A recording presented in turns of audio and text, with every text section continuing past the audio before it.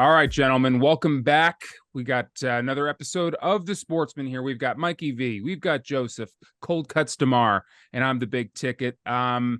Boys, we're back here. We're starting to get a little. I'm not even going to apologize anymore. I'm just going to say we're trying our best, and when you see us drop, that's when we drop. Follow the Instagram. That's how you know we're going to drop. We're doing our best here, but that's 2 weeks in a row here. We're getting it out on time. Gentlemen, how you been? Joey D, how are you? Good. Can't complain. Life's great. Ready to fire into some sports chat with you gentlemen. Okay. And yeah. Mikey V, how you doing? Well, the trials and tribulations of daily life with children.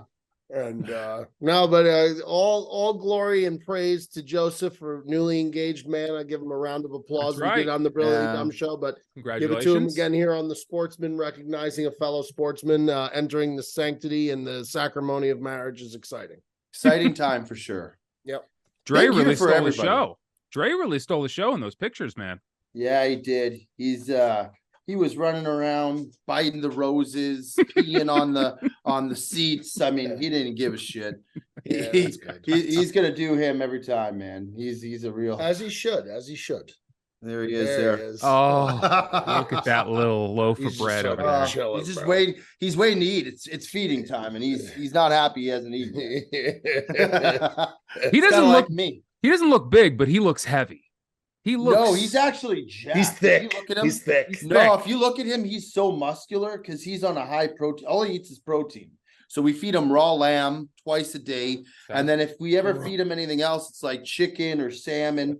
The dog eats better than most people, to be completely honest. if he's eating lamb twice a day, he's doing pretty well for himself. Oh, he's shredded, man. He's for a dog that doesn't do much. I like that all day. Yeah, high protein diet, man. That'll do it every time. He's like the liver king of dogs. He's just eating protein, man. No, because he's not on performance HGH. enhancers. Yeah. Well, test yet to be taken. All right, boys, let's jump into week 4 here. Let's cover some of these games, and I'd be remiss if we didn't start with the Broncos and the Bears. Bears. They look good the whole game. I even shot an early text, and I regret it partially. I feel like it's my fault that the Bears ended up losing. I think they were up, like 28-7, and I was like, it was never the Broncos. Yeah. And then from there on out, it was indeed the Broncos. It was indeed the Broncos. All right, Mikey, that's your team. Why don't you tell us what happened there? I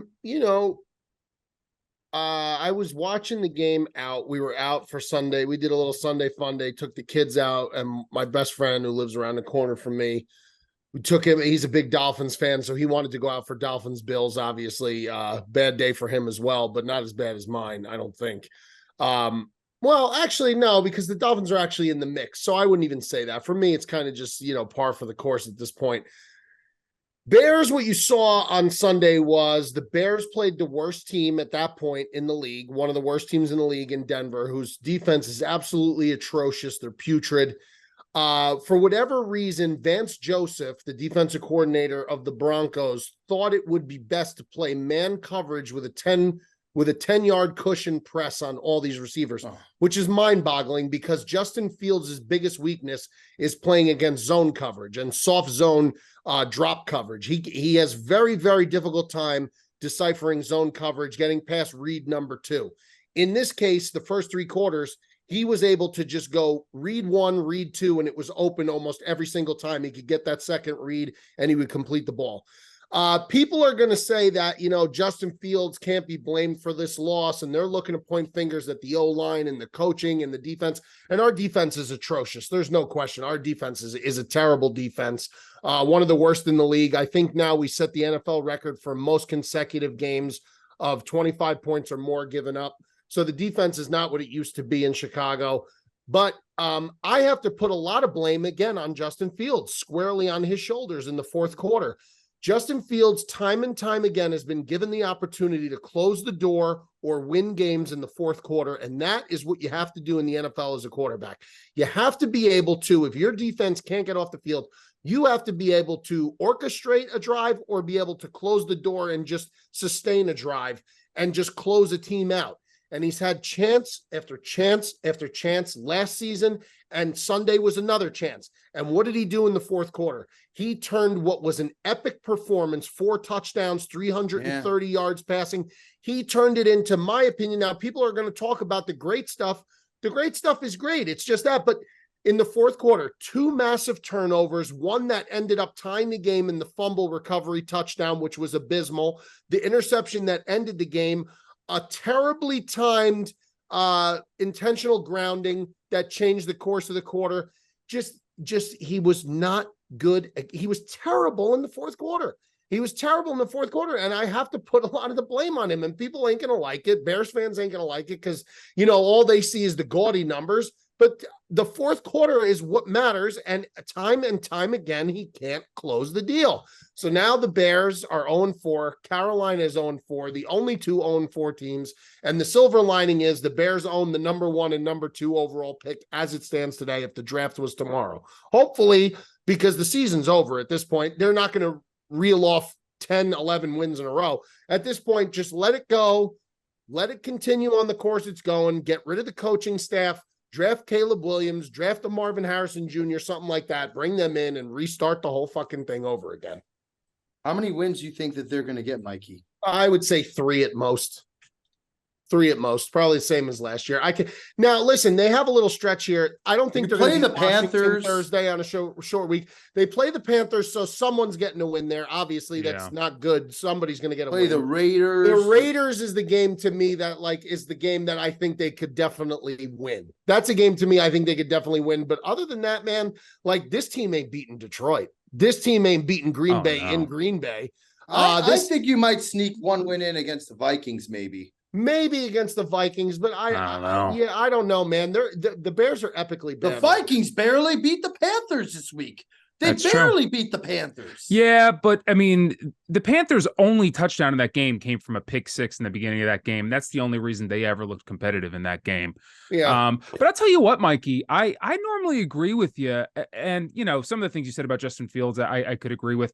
I don't think you can put any of the blame of the loss on him here. Sure, if you give up 17 in the fourth quarter, you're not going to win many football games. 7 of it was his fault. I mean, Mikey, if I told you before this game started, if you had no idea what the score is, all I told you was the Bears are going to score 28 in this game. Yeah. Would you think you're going to win that game? Not necessarily, because the defense has been historically bad, Tick. They set the NFL record for most games giving up 25 or more points in consecutive games. Literally, NFL record. They set it. I mean, it wasn't. So I know if we're going to score 28, I would guess Denver probably scored the same, if not more. That would be my guess, because our defense is not holding anybody to less than 3 touchdowns. They're just not. Denver's been horrendous. If I told you that the Bears are going to score 28, you'd have to think you're going to win that football game. And I think you got to be pointing the finger towards the coaching staff. If you gave me Justin Fields' stat line and you said he threw 1 interception, he fumbled once, and you said he threw for 4 touchdowns, 335, I'd tell you I thought they won. Yeah. But that's not the point, though. The point is how great he was for 3 quarters, and in the quarter that mattered the most, how abysmal he was. He was not bad. He was abysmal. It was also some bad coaching. I think the coaching has got to be going for it on 4th. So you know what you do if you're Justin Fields, and he said today in his press conference, all he cares about is winning. He said he didn't care if he threw for 50 yards and 3 interceptions as long as they got the win. If you're Justin Fields, you don't like the play call, fucking audible at the line of scrimmage. Fuck Matt Eberflus and fucking go win the game, because it's you who are you're going to be the one who's going to be out of a job. He's going to be. He's about as accountable as he's got to take accountability on his own. Fuck you. Ty game 4th and short. They kick the field goal there, and they have the lead. They don't get it, and then obviously the defense is so bad. You at that point as the coach, you got to almost think like, hey, here's the situation. We don't get this. Our defense hasn't stopped them at all. Like, just get the 3 points, and all of a sudden now you at least have a lead, and you hold Denver to an opportunity where they have to literally score a touchdown to win, or if they have to get a field goal to force it to OT. Not saying that they're going to kick that field goal. I just think that's a coaching decision. When you're 0-3, you got to be conservative with that decision, in my opinion. No, the coaching's been horrible. The coaching's been horrible. I mean, everything has been horrible. The play on the field's been bad. The coaching and the play calling's been bad.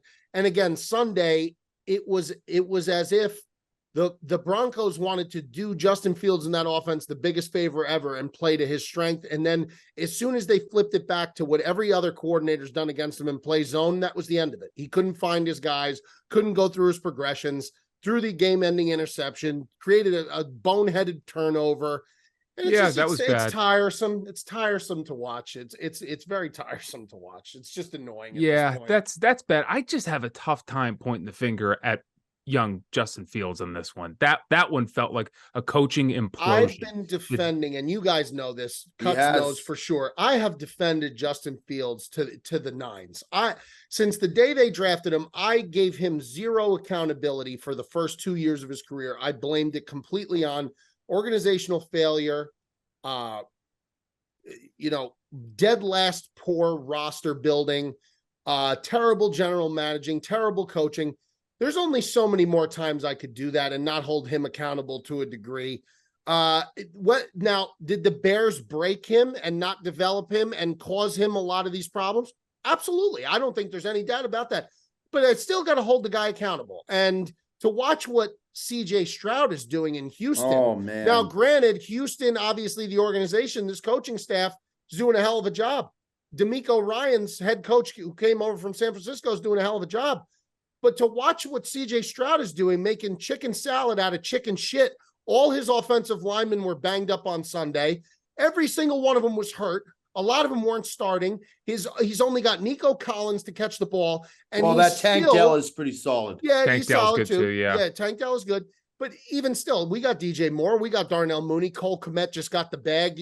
Chase Claypool, before the guy went off the reservation, that's the last time you'll never see him in a Bears uniform ever again. My point is that CJ Stroud as a rookie has come in. The guy hasn't thrown an interception yet. Guy throws for almost 300 yards every against game, a great defense, setting rookie records.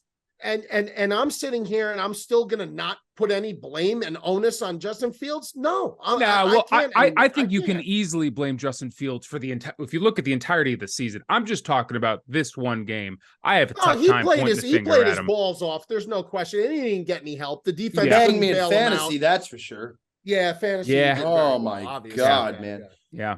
All right, boys. Well, it doesn't look like things are getting better anytime soon over there in Chicago. But let's move on to what a lot of people thought was the game of the week. It was a 10 o'clock game, a morning game, but it was probably one of the better ones to watch this weekend. Dolphins went to Buffalo, and Joey D, I mean, you saw that coming from a mile away, man. You saw it coming from a mile away. I mean, listen, there's oftentimes I go out on a limb and say something I'm completely wrong. I just know Josh. I know how bad he played week one. This guy is a competitor, and I know that he was going to be ready for this game. And my God, he looked as bad as he looked on week one. He looked unreal. He couldn't make a mistake. He's looked great since week one. He's looked great since week one. He's turned it around. Not to mention the Bills defense looks like they can make big play after big play. And it looked at first like it was going to be a shootout, like neither team could be stopped. And then the Bills came out, made some big plays. And I tell you what, man, this Bills team to me now has really kind of turned things upside down. I just figure there's a lot of buzz around Miami. Anytime, team comes off such a big week like that, the expectations are so high. And then the Bills are a good team, man. Like, I would say a lot of people, going last year would have said that they were by far the best team in that division. For them to get 2.5 points at home, I just thought that was the pick. But good game. I mean, Tua still played well. Tyreek did not really. He wasn't really much of a factor. I think he had like 58 yards or something like that. So they held him in check. And Stephon Diggs, man, he just showed up in a big way. And you know what? I like that James Cook. That guy's got some. He's got better than his brother right now. His brother's cooked. No pun intended. His brother's cooked. But is that his brother? That's Dalvin's brother. Yeah, that's Dalvin Cook's brother. Oh, I didn't know that. Okay. I thought that Miami. The issue is that the Bills, if Josh Allen's right and he's healthy and he's playing like that, they may not have the track speed that Miami has. Nobody does. Like, Miami rolls this kid out a chain who Yeah. I mean, he looks better than Mostert did last week, and Mostert's looked like the best back in the league. So they just roll guys out there, Waddle and Hill and a chain and Mostert and these guys. And they could just flat out outrun him. Even Berrios looks super fast out there on Sunday. But the Bills still have a good amount of offensive weaponry. Diggs is still a top flight receiver in the league. And Allen, if he's healthy and he's right, they could score pretty much with anybody because of him and because of the style of offense they play.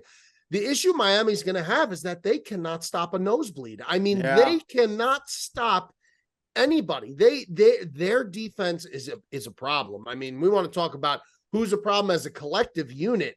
The Miami defense is going to be a problem. They got some of the best backs between Ramsey and Howard. Like, you would think that they would be better. Ramsey's out, obviously, so they got to get Ramsey back. He's not coming back till December. They said maybe November now. Bradley Chubb, you would think Chubb was supposed to be this super stud, and he plays well, but they really need to figure out how they're going to bolster that defense. If they want to make a run at the Super Bowl, and they have the offense to do it, there's no question, because I agree with you, Joe. I thought Tua looked very good. I thought one of the biggest momentum-changing moments of the game was Miami gets the ball to start the third quarter. They march right down the field. They score a touchdown, and Mike McDaniels goes for 2 points. Yeah. That was bizarre. Why would you wild. I was asking Bob, what was I don't That's know. out coaching yourself sometimes. It was, and it wasn't necessary. And I thought right after that, it was just so like, why would you do that? And then after that, it was over. That was it. Well, it forced them the next time they scored a touchdown. Then they had to go for 2 again to make up for the lost point. And that was it. That was the end of it. And, hats off to the Bills. And there's nobody in the league playing better football right now than the Buffalo Bills. Nobody. The Chiefs are not playing better ball. The Ravens, of course, look good, but there's San Francisco. I don't think San Francisco's been as impressive. They've been very impressive. Wow. San Francisco's a juggernaut. They're a juggernaut. But right now, I think the Bills are the hottest team in the league. The Eagles, too, are winning ugly games, but they're winning them. Yeah. And that to me is a sign of a good team. But the Bills are smacking people around. Yeah, they look good. And granted, the Raiders, I'm not going to really count the Raider game too much, but to do what they did to Miami, they sent a statement. Josh is feeling himself, man, and he should. He sure is. If he's healthy, he should. Because if he's healthy, he's top flight. No question about it. So was Jay Cutler. So was Smoking Jay. And he was top I think Cutsy must have sent him that text because something ignited the fire in Josh Allen after that tweet went out. And you know what? If I'm responsible for it, Buffalo could thank me. The city of Buffalo could send me a thank you. You're so and not sick. Attack me. They could thank me instead. All right, so sick. Let's move on to that Eagles game we were just talking about. The Commanders came to Philly and gave them a run for their money, man. A lot of people keep saying your Eagles, don't worry about them. They're 4-0. They're not playing very good football teams. They're winning, like Joe just said, in ugly fashion. If that game was in DC, I would not be that worried. I wouldn't be that upset. And I would expect the Commanders to put up a performance that they did. But to come to Philadelphia and just sort of get embarrassed by Sam Howell, he's got some good pieces. Terry McLaurin is fantastic. Jahan Dotson, Curtis Samuel. Their backs are good. Yeah, their backs that are very Robinson good. kid. Their defensive line is legitimate. Their defensive line is a terrorizer. But Mikey, group. if all people are telling you in the offseason this is the best team in the league, you guys are going right back to the Super Bowl. I don't have a lot to be that excited about. The only thing you could say to be excited about. NFC champion and you're 4-0, Tick. Look, the only teams we're beating. We're not beating the Bills, Mikey. We're not beating the Ravens. Any given we're not Sunday. Playing anybody, and they're all close. Here's the thing about the Eagles: as gritty as their wins have been, and as not pretty as their wins have been, here's the thing: when you look at their roster, you could legitimately say this is not a team that, even if they're scratching and clawing, there's still legitimate superstar players on this team. Jalen Hurts. AJ Brown is a fucking monster. Dallas Goedert, who hasn't really exploded yet, but he's a top flight tight end in this league. DeAndre Swift has looked at times this season absolutely incredible. Yeah, yes. Jalen Carter is the best rookie in the league. He is a game wrecker as a defensive tackle rookie. He's a game wrecker. You got the Slim Reaper opposite AJ Brown, and he's tremendous. I just think that Eagles fans, You're 4-0. You're the defending NFC champion. You're taking care of business week in and week out. They can't all be blowouts. This is a divisional rivalry game. You take the win by 1 point or 20 points. To me, that don't matter. Style points in college matters a lot to me, but in the NFL, Tick, I'll take a win any fucking way I can get it. Now, I haven't had a win in a calendar year, so maybe it's just desperation for me talking. But Tick, I think you guys are going to be just fine. I really do. Every week I feel like I say this to Ticket. I feel like I'm talking Ticket off the ledge every week. I think they're going to be fine, Tick. I agree with you, Mikey, but I will say they have a couple of easy games coming up. At the Rams, I think they'll win that. Yes. And then at the Jets, I think they'll win that. Then they play the Dolphins at home. Not an easy. That's a primetime game. Then they're at the Commanders, which the Dolphin game is in Philly. It's in Philly. It's a primetime game. Tough game for Miami. And it'll be a little But colder. then listen to this. And they play in Commanders, which is a divisional game. Tough game. Then they got Cowboys at Chiefs, Bills, Niners, at Cowboys again, and then at Seahawks. That ain't not that is Seahawks. Seahawks don't go by what you saw last night. Those 5 weeks, Cowboys, Bills, Chiefs, then Niners, then Cowboys again. That's 5 weeks. If you go 3-2 in that stretch, that's a really good. That is a gauntlet. Mikey, we're the only team in the league who made Mac Jones look like Joe Montana this year. That guy has looked absolutely like he has no place in this league unless he plays the Eagles. Then he's going to the Hall of Fame, man. That was week 1, Tick. How many excuses can I make, Mikey? This team continues, and if you want to tell me that Jalen Hurts looks like the guy, they're undefeated. 4-0. You know as well as I do that a 4-0 team is not. They are not all built the same, Mikey. So you're saying that the Eagles are a paper bowl right now? That's what you're saying? Absolutely. Right now, Mikey. Right now, 100%. I want to play Jalen Hurts right now because that guy he's not right. He's not right. He does not look like the same guy as he did last year. It's the coordinator, bro. I don't know if it's the new coordinator. He's underthrowing balls, Mikey. As the coordinator can't do anything about that. He's missing the Slim Reaper that you were just talking about, throwing it 15 yards underneath. He caught one of them because he came back and made a beautiful play because he's a good player, but he's underthrowing balls left and right. AJ went fucking nuclear. And AJ went nuclear. Yeah. I mean, he's getting his ass saved by great players. If I'm anybody in the league right now, I want Jalen Hurts right now. I can't say what's going to happen by playoffs. Maybe he'll figure it out. Maybe he'll get right. He's the type of guy that gets better. Jalen Hurts is the type of guy that gets better as the season goes on. Dick, you guys are going to be at the very least in the divisional round of playoffs, probably in the NFC Championship. Yeah, I would agree. The NFC is so. The NFC's garbage, man. There's 4 teams: Philly, San Fran, Dallas, and Detroit. Those are the teams. That's another scary thing, man. Dallas looks exceptional. Dallas, we might not even also win our lost division. to Arizona and Arizona. They sure did. Yeah, but I think Mikey was right. I think they just didn't even think about they that. 100% took the week off. There's some games that the Eagles haven't looked like themselves and they still got the dub. So you gotta take it with a grain of salt. Not every game is going to be a blowout. And Mikey told me this like a while ago. He said, listen, these guys are professionals, maybe aside from the Bears.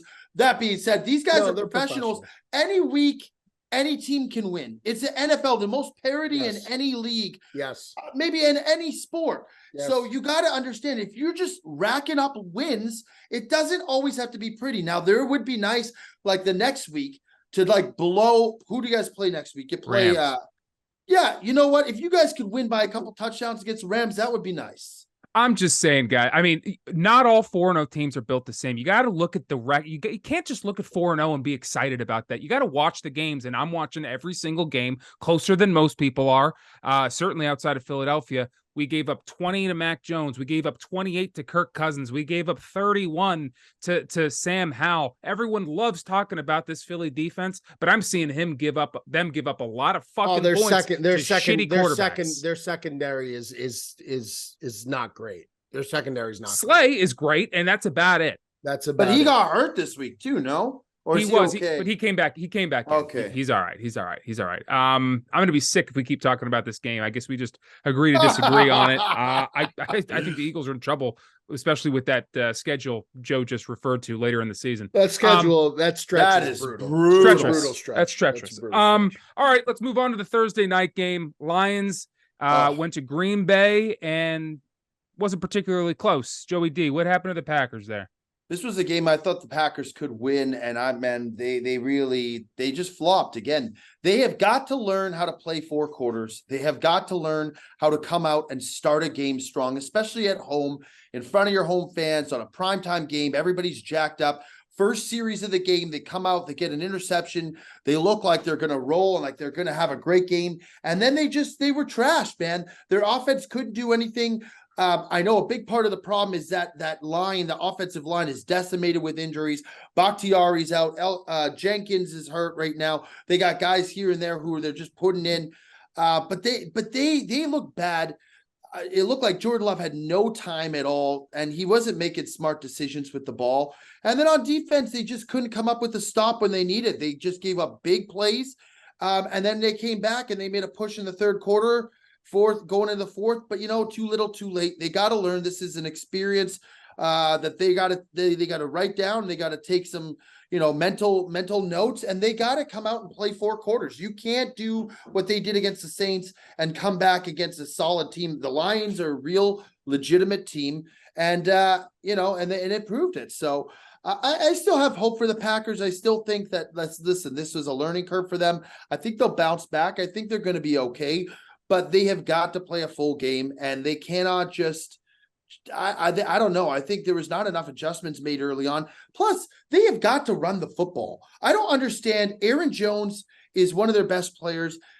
They've got to get him involved early on so that they're more than one-dimensional with Jordan Love just trying to drop back and make passes. They got to get that running game with going. AJ, right? AJ Dillon looks awful, man. He just runs right into the middle of the pack. Every time he bumbles over himself, he looks so bad. I don't know. Last year, AJ Dillon was never going to have a long NFL shelf life. Just but you watch the way he played at Boston year. College. Last year, he was awesome. I know that. But he just runs right into the middle of the scrum every time. He has no agility. He never bounces outside. They got to get Aaron Jones going. It was a bad game. They didn't show up. And you know what? It's unfortunate because it's a big divisional game. And if they go ahead and they win that game, they're looking good. They're on top of the division. But it's a long season. I never thought that they would win this division. I think the Lions are definitely the better team.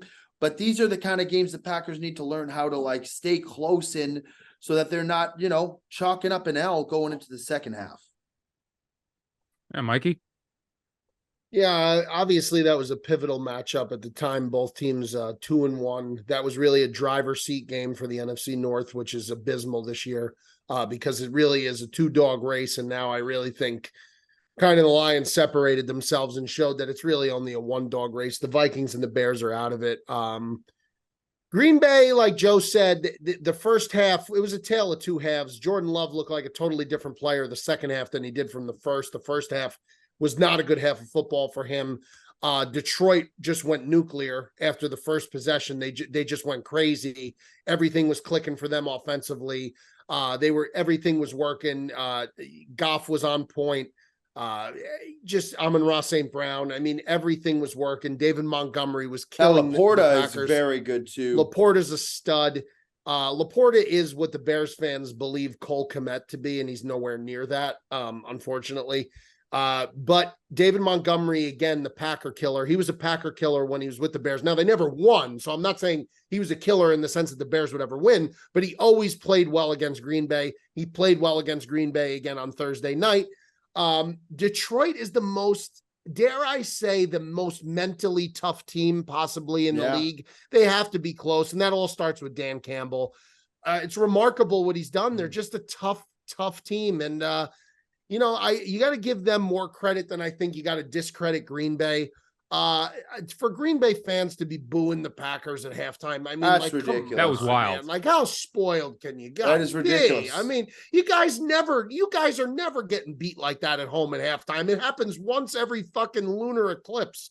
I mean, just, give these guys a break, man. Like, I think it's more so that they just got knocked out by the Lions last year in the last game at home, and then they come back and then they laid an egg, and the fans are just like, I think the fans thought that was going to be like the motivating factor that Green Bay was going to come up, and it certainly looked like on the first possession for Detroit that Green Bay was fired up. I mean, their defense was flying all over the field, but again, a tale of two halves. If Jordan Love plays the way he did in the second half, in the first half, much different. I think you have a really good football game, and that was the game I was anticipating from the get-go. I thought it was going to be a game like it was in the second half, an excellent football game like that throughout, but it wasn't. And I think, like Joe said, though, I think Green Bay is going to be fine, and I think Jordan Love is going to be fine. I really do. I think that I don't think he'll ever be Aaron Rodgers. I don't think he'll ever be Brett Favre, but I think he'll be fine. I really do. And I think he's going to come into his own, and he will find his own niche. He makes a lot of good looking plays, and he's definitely got the arm strength. He's just got to learn the savviness of making smart plays, learning when to get rid of the football, not take these big sacks, not try to make these stupid plays, and just be smart until he kind of finds his groove, he shows moments he can really get into it. Yeah, what's really impressive about him too is that he's not exactly working with the same thing that Jalen Hurts is. I mean, he's throwing to, no offense to these guys like Christian Watson, and I actually really like Romeo Doubs, but to say that that's Devontae Adams, or to say that that's Garrett Wilson or AJ Brown. Young. I mean, they're second year players. No, I know, but I'm just saying the fact that he's making the most of those kinds of weapons. I think that just says more about how well he's progressing and how hopeful I think you Green Bay Packers should be. One of the youngest this teams. This was Watson's first week back from injury, the first game he played in. To me, Watson, very highly touted receiver, 6'4". He's got the body. I mean, Watson could easily be a stud. I mean, he could easily be a stud. He's got the frame for it. So I think Green Bay will be just fine. But Detroit's in that. They're for real. Final four for me for the NFC. Them, Dallas, San Fran, and of course Tick's Eagles. That he is not happy that he hates the fact that 4-0. Yeah, no. What's there to be happy about? You might be happier. Undefeated a quarter into the season as the defending NFC champion. You know as fucking well as I do. I would take that every single day of my life. You would, and I'll take it. All I'm saying is there's a 4-0 when you beat the Bills, the Dolphins, the Niners, and then there's the 4-0 when you beat the Texans, the Buccaneers. There are different kinds of 4-0s. It's like the guy who's driving a Ferrari that's got a little dent in the front rear, in the front fender, complaining. Meanwhile, there's another guy driving a Ford Pinto. I think it's like the old lady with a Virginia ham under one arm, crying the blues because she's got no bread. I tell you what, there's a Chevy Cruze engine inside that Ferrari right now. I mean, we might look good, but we are fucked. Stop. I mean, we got the pieces to turn around. We just haven't yet. All right, let's keep it moving. Next couple games, couple blowouts, but interesting nonetheless. Bengals went to Tennessee. They were in Tennessee, but they got fucking demolished. This team's broken. Listen, Zach Taylor, for him to say after this game, the day after this game, that Burrow is going to start against Arizona this week. Granted, it's Arizona. Fine, whatever. Arizona's a tough little team. They play tough. They play hard. Even though the Niners they play hard. Too. Yeah, that's what I'm saying. They're a tough team. For him to announce that the day after, there is something severely, severely wrong in Cincinnati, because there is no way that we know Burrow's not 100%, but I don't even know if he's like 80%. And for him to be automatically named the starter, something is hurting this team. It's not working. The offense, they're not scoring touchdowns at all. They're not scoring a touchdown, let alone multiple times. They couldn't even score a touchdown against Tennessee. And I understand Vrabel, defensive team, Tennessee, tough plays, whatever. There is no way that the Bengals should be this bad. I know they started slow last year, but this feels a lot different because I watched that Monday night game against the Rams, and it was painful to watch. It was painful to watch him operate in the pocket when he can't extend the play. And I always said, and I've been saying it for years, that the most underrated aspect of Burrow's game is his legs. He could really scoot when he gets outside of the pocket. There is something going on with this Bengals team, and it is ugly. And I don't know when it's going to get fixed, because if he's not given the proper time to rest that calf and fix it, then I don't know if you're ever going to see it turn around this season. And it's extremely concerning at this point. And I don't know what's going on. It's just ugly. It's ugly. They can't get Mixon going either. It's not like they, I don't know what's going on there. Well, that offensive line's always been an issue. He's not, if they know the passing is, they've completely taken away the passing. They're not even worried about that. So they focus everything on Joe Mixon. I mean, these defenses are targeting him. He's got no chance because they know Burrow can't do anything. Would you start the backup there, Mikey, and give him a week rest? If he's not right, because listen, I guess the mentality is a 70% Joe Burrow is better than 90% of the quarterbacks. Yeah, but I'm so sick of hearing that. I'm so sick of hearing that. And me too, because I think it's been proven now over a month that that's not the case, because they're not winning football games, and they barely won their one football game that they did win. They barely won it. It took everything for them to beat. Even LA. if it is the case, you need to get him to 100. Even if 70% Joe Burrow is better than most of the league or whatever they're trying to say, you need to get his ass to 100, bench him. You're already losing football games. Bench him and lose a couple more and get him to 100%. I'm not even going to say this for the rest of the season. I'm not even going to say this because he's our guy and because he's definitely my guy. I love the guy. And they bring in the XFL MVP, AJ McCarron. They bring in the XL MVP, the Battlehawk, the XFL Battlehawk himself, AJ McCarron. He's familiar with Cincinnati. That's where he was when he was out of Alabama.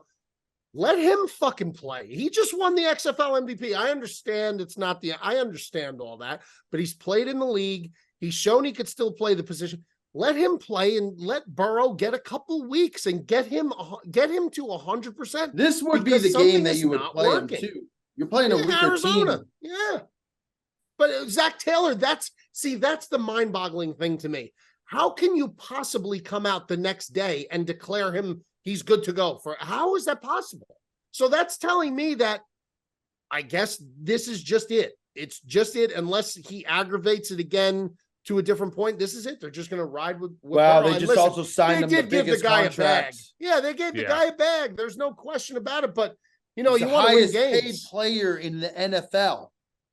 So maybe they're just like, yo, this guy's got to he's got to work it out. I mean, I would not imagine that if he was that hurt that he could have long-term damage or he could really be hurt. It's got to be, it's a lingering issue for sure, but it can't be a huge injury that's going to keep him out for. No. So they're probably just like, listen, the kid's got to work his way through this. The thing you worry about with an injury like that is overcompensation on the other leg. And then when they overcompensate on the other leg, they get a tear. They blow out the other. That's the concern, I would think, at this point with Burrow, but obviously not big enough of a concern because Zach Taylor's telling you he's playing. And that's not even 24 hours after the last game just ended. But yeah, that's a bad look for Cincinnati. They're all the way around a disaster over there. Disaster. Poor fans, man. They finally get a team that goes to the Super Bowl, and then they just now they're just back and they just look brutal. They look like they won't even make a wild card unless they turn something around. Not in this conference. No, not in the AFC. Mikey V's fantasy team is winning regardless. You don't even fucking need him at this point. I mean, you're humming, dude. Well, I don't know if he's humming. He just won this week, but Burrow's banging now. I'm 2-2. You're 2-2. I just put up $174 this week. Yeah, but Burrow. But I'm saying is Burrow a chain and Puka Nacua. Yeah, imagine if Burrow was playing like Burrow, dude. You would have scored 200. Lawrence isn't playing the way I expected him to play either. To be honest. Yeah. You're not wrong. I'm down Aaron Rodgers, and now I'm down Deshaun Watson. I have no quarterbacks. I just made you a decent offer. It's Mike, the you best. know what I offered him? Ticket's not gonna. I gave Ticket an offer either, but I knew he wasn't going to take it because Ticket is not going to make a deal. Just this is what I offered. I offered him James Cook and Garrett Wilson. He likes James Cook. James Cook Joe likes James Cook. That's why he's talking so much about. You like James Cook. That's what Joe said. Joe said he liked James Cook a lot. Well, you should like James Cook because he's a great running back. But I offered him Garrett Wilson and James Cook for Justin Jefferson. Oh, that's absurd. That's dog shit. That's absurd. Joe and Joe's smirking. He knows it too. He knows he's trying to overall fantasy player. Joe. I will give you Deebo Samuel and James Cook for Justin Jefferson. Now, if I'm going to trade Deebo Samuel, Garrett Wilson, and James Cook, then you're talking. Whoa! Well, you want you give the whole house? I'll be screwed. You want the alpha dog?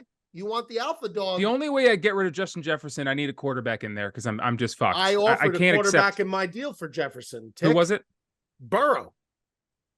Fuck you, Mikey. We just talked about what dog shit this guy is. Let's see. He's going to turn it around. You know Joey B's going to turn it around. And I'd offer Lamar, but you don't like Lamar. Oh, he'd take Lamar right now in a heartbeat. I'd take Lamar. Yeah. Is that a real offer? See? Is that a real offer? We can talk. If you think Joe's giving up Lamar after what Lamar just did to the Cleveland defense, you have another thing coming to you. There's Lamar looks good right now. And I know if I accepted my sleeper AFC team, the Ravens. If I accepted that offer from Mikey, I know he would then pick up CJ Stroud immediately. I know that's his plan. He feels like there's a quarterback right there for the taking, so it's almost like he's not losing anything. That's your plan, Mikey. I know that. Oh, you're not that bad. I can't. God. All right, let's keep moving. Another blowout.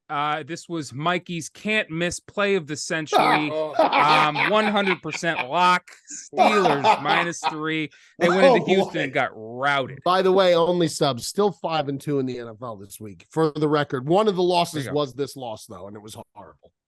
The Steelers. Listen, I touched on it earlier. The Texans. If you looked at this game on paper, you'd have to say it'd be crazy to take the Texans because their entire offensive line, and when I say their entire, all 5 of them were either out, their starters, or dinged up. The whole offensive line.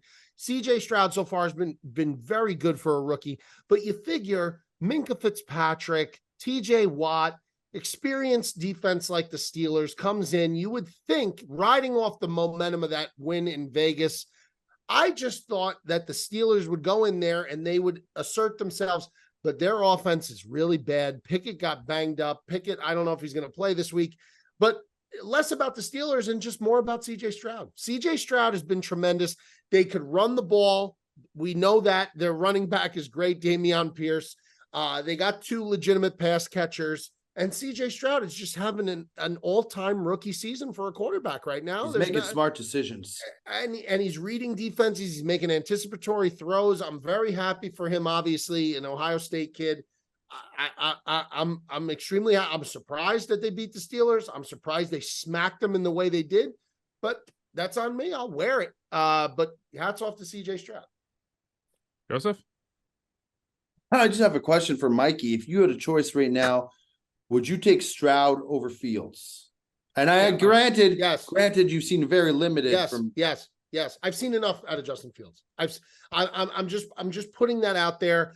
Justin Fields may very well work, but he's not going to work in Chicago. But to think you guys didn't break him and that you wouldn't do the exact same thing to CJ Stroud or Caleb Williams for that matter. But they're not broken yet, so let's break them first. They're not broken yet. So, I mean, I'd rather have the guy who's not broken yet than the guy who's broken. Like a brand new catcher's mitt. He's just got to break it in. Right. Now, I'm reading a lot of like conspiracy theories about how Eberflus was forced on Ryan Poles and that really wasn't the guy that he wanted. Whatever. Bring me somebody in that could develop a quarterback. But right now, I'm out on Fields. I've seen enough. So if you ask me that question, Joe, I would take CJ Stroud at this point because CJ Stroud to me seems like he's acclimated already very quickly. Now, listen, we know he's not going to go the whole season without throwing interceptions. There's nobody does that, right? The best quarterbacks to ever play the game didn't do that. So those moments will come. But the poise he's had, the teams he's beaten, And to do it with a team that, quite frankly, I don't think a lot of people put any stock into, the Houston Texans. I think it's a very they're a feisty team. And hats off to D'Amico. I think D'Amico Ryans has done an incredible job. Eagles should have never let him out of that organization. I was furious when they let him go to San Francisco. He should have been right there. Another knock on the Eagles from the. Well, could you imagine having D'Amico over Nick Sirianni? That guy's weird, man. That guy's a weirdo. Yeah, Sirianni is weird, man. But you know what's also quite impressive about the Texans win here is that I've got zero faith in that Steelers offense, but that Steelers defense is still a hell of a defense, man. They're a good team. I mean, Watt is arguably the best defensive player in the league next to Parsons and Myles Garrett. You could argue all three of them until you're blue in the face, but that's correct. So to see, Stroud put up 30 against him was pretty damn impressive. All right, let's get to one more game, and then we'll do a little bit of a rapid fire.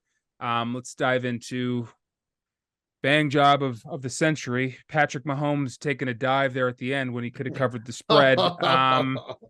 Chiefs go to MetLife, and they win by 3 in an ugly game that looked like it was getting out of hand early, and the Jets fought their way back in. Mikey, what the hell happened there?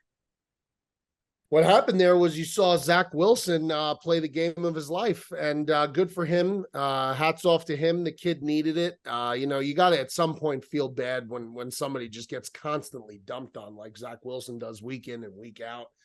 But Mahomes did not have the greatest of games, but he did running the football, and running the football was the difference in the end for Patrick Mahomes, and the Jets couldn't stop it. The Sauce Gardner penalty on the holding was very controversial at the end. I thought it was a bad call. I thought the NFL optics of putting on their social media masthead that the Chiefs are 2-0 as Swifties was really bad optics, because everyone claims that the NFL is the referees always hold favoritism towards the Chiefs. So I think they have to be a little more cognizant of what that looks like. But the Jets, listen, the Jets who really let them down is their defense. This defense was talking about how they were going to be the next 85 Bears, and they just gave up far too much too quickly to the Chiefs. And they showed up later in the game, but they didn't do what they had to do. The defense, I think, let them down. They let Zach down, not the other way around this week. Mahomes sliding before the touchdown cost a lot of people, I'm sure, a lot of money. And that is one of the more brutal things that you could see. And it's the right play, though. It's the right play, but for him to get up and then start just do the slide and get back, Patrick. You've won multiple Super Bowls. This is the Jets. You didn't beat Aaron Rodgers. You beat Zach Wilson. Just get back up and go to the huddle. But he's fired up. He's a fiery competitor, so I understand it. But yeah, I mean, the Jets, the Chiefs don't cover big spreads on the road. They just do. Against bad opponents, they just rarely do. That's the Chiefs' MO. Joseph? Yeah, I agree. I mean, I actually thought, like, I before the game, I actually thought that the Jets would cover, and then the game started out 17-0, and it looked like it was done. And, the turning point of this game was the safety. That safety changed everything from that moment on. Wasn't a safety either. Wasn't a safety. Technically, you could say he was face mask before the guy was in the end zone. That's neither here nor there. But that play changed the course of the game. It gave the Jets, like, literally the first thing to cheer about. They got the ball back. They scored a field goal. All of a sudden, they got 5 points. And I think from that point on, they kind of built off of that. And, as Beardown said, Zach Wilson played a pretty solid game, yes, and Breece Hall is an absolute stud. This guy, he's so good. It's a shame that if he had Aaron Rodgers, Breece Hall would have he'd be one of the best running backs in the league. The teams would have to respect the passing game of Aaron. Yeah. And right now, I think a lot of teams are really stacking the box and making Zach make throws. As they should. But Breece Hall, it seems like he pulls out a big run every single game, regardless. He can catch the ball out of in the backfield. He's a stud. This game, it was I was actually on the Chiefs. We had a small wager on the Chiefs, and see Mahomes go down. at the 2-yard line. When I didn't see the player near him, I just saw him running, and you didn't see the camera angle. I thought he was running into the end zone. So it's like, what an absolute unbelievable win. And then he took the knee. And listen, it's the right play. It won them the game. It eliminated any opportunity for the Jets to come back. But man, that is gut-wrenching. You want to talk bad beats? A kid sent me a DM on Instagram. Who's one of my subscribers sent me a DM. He had a same game parlay with like 7 legs. He hit every leg. The last 3 legs was Mahomes anytime touchdown scorer, Chiefs over 25 points scored, and Chiefs to cover the spread. He would have hit all 3 legs on that one play, and that slide cost him that entire. That is a brutal, 7-game brutal beat. That's thousands of dollars. That honestly makes me physically ill. Yeah, when I see that. It makes me physically fucking ill. It happens way more that you have bad beats than you have a good beat. Like, say you had the Jets to cover and that happens and you win the game like that. That rarely happens where it happens in your favor. Yep. It just seems like that anyways. That game made me sick, guys. I was sick from that game. And I tell you what, this was very close to being my problem of the week, which is Jets fans, because they're crying. I saw the video of the holding call. The guy got mugged. He absolutely got mugged. But they're just crying. Why does this happen to us? I see Robert Saleh throwing a fucking fit. Even gets a penalty at the end of the game. You thought that was a good call? No. I'm saying that should have been called. And I'm just saying that should have been a hold. Should not have been called. The guy got mugged. They called it a hold on Sauce Gardner. But they missed the other one where the line. Saying they should have called it on the Chiefs. There was enough. Yeah. So I'm saying they're all throwing a fit. Why does this happen to us? And Saleh's the head coach. Get some fucking composure, man. Fucking control yourself. And I tell you what, you know why it breaks my back? Because they completely forgot that the Chiefs got absolutely banged in the first place in that first half. First, it was that safety that Joe referenced. Wasn't a safety, but they call it a safety, and they gave him life. Gave the Jets life for the first time, and they started mounting a comeback. Second absolute all-time bad call was the horse collar. Chiefs got absolutely banged on the horse collar too. Early on, the rest seemed like they were completely on the Jets side. And then right at the end of the game, when Patrick Mahomes plays his all-time worst game, you're never going to get a better game out of Zach Wilson. That one hold, it was egregious. It was disgusting. It should have been called. The guy got mugged. I couldn't believe they missed it. But you know what? If you're going to blame the game on that, if you're going to cry and say, how could this happen to us? They favor the Chiefs. The refs always favor the Chiefs. You were only in that fucking game because of 2 massive bad calls against the Chiefs. So I'm sick of it. Just shut the hell up. Get a new quarterback. Why don't you figure out getting a new quarterback? Because you got a great team. Go get a new quarterback. No, if you couldn't tell already, head coach has got to keep his head. That was. I like Robert Saleh, but that was embarrassing to me. Keep your cool, dude. It was embarrassing. If you can't tell, Mikey, particularly got banged on this game. Yeah, you could tell. But listen, I cannot get mad at Saleh for throwing a fit, because you know what? This guy is on a hot seat. I think he's on somewhat of a hot. He's not, because Rodgers got hurt and that's not his fault. But I do get it from the aspect of, listen, they're not going to win many games this year. I think he knows that because of the quarterback play. So to be in a game where your quarterback actually finally has been playing well, I think he really just wanted to go over the top and over the top to bat for Wilson in that instance. And I don't have an issue with that, really. I do hear what you're saying, though, Tick. Like, you gotta see it from both sides. You got to see some of the other calls that could have went either way or shouldn't have went one way. So I do hear what you're saying, but I don't have so much of an issue with Saleh reacting the way he did. I don't. I just have issues with Jets fans in general. You know why? Because that official was staring at that play. He saw the interception happen, and he waited until the ball was picked off, and then he took the flag out, which looked really bad. It looked really bad. I will say, oftentimes when there's bad officiating early, regardless of who the team is, how about this game it's going to last continue night? Through the age. How about this Giants Seahawks game last night? It was a penalty every play. It was a penalty. It was a tough watch. It was a real tough watch. Tough watch. It was fucking impossible. If I didn't have a bet on the game. If I didn't have a bet on the game, I wouldn't even I would have had to turn it off. It was so bad. It was terrible. It was tough. Terrible. Man. Last thing I'll say about that Chiefs game, that's as close to me feeling like Vegas makes a call. You know, they get involved in games, and I think even Patrick Mahomes gets a piece. Like, hey man, if you start playing like dog shit, because he was just lobbing shit up there to get through. Like it almost looked like he was fixing the game. It looked like, and whatever Vegas makes on it, they were going to cut him in. That's how you incentivize them. But some of these calls and to keep the Jets in the game after it was 17, it just. I'm not saying they do. It felt like a fixed job. Hey, Tick, that's another Chiefs team that's pretty good that struggled in a game. Just goes to show your Eagles aren't as bad as you think. What do you mean that the Chiefs, because they struggled? The Chiefs barely beat the Jets. Yeah, they barely, and they're going to be a Super Bowl contender. But Chiefs have a history of playing down to their opponents. Yeah, they have a history of that. Would you argue that the Chiefs are not a Super Bowl contending team? No, I don't think that they are going to be a Super Bowl contending team.